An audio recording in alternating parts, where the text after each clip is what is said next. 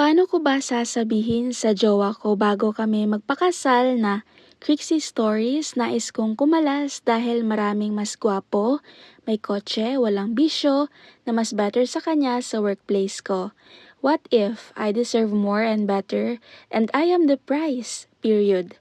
Pero nandyan siya noong ups and down ko pero hindi naman pagdating sa financial. Sa ako lang naman siya nakilala after college, tagahatid. Pagod na ako sa kagaya niya pero mahal ko pa rin siya. Pero wala akong magandang future sa hindi man lang nag-pursue mag-aral kagaya niya. What if this is his point of view? I'm sure matagal niya rin akong iniwan, hindi ba? So mas better sa akin na babae. Kamag-anak niya pa yung mismong sasakal sa akin if ako yung mismong hindi nag-pursue mag-aral ulit sa amin. Crixie Stories, call me makailing. I need response kasi nanglilista pala siya ng mga nagawa niya during arguments namin.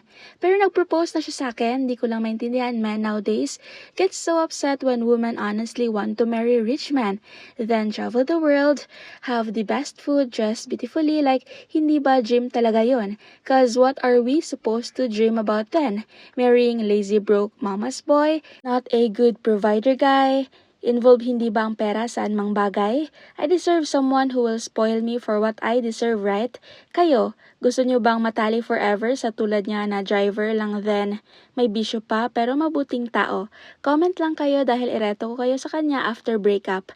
Madami kasi nagsabi na gold digger ako and that's fine. I'm silently quitting our relationship, especially the engagement. I-share nyo nga ako Crixie Stories, listeners, na sana if marinig ko tong confession kong to, 10 years from now, masasabi kong very good self. Umalis ka sa comfort zone mo at pinili ang tama. Again, happy wife, happy life!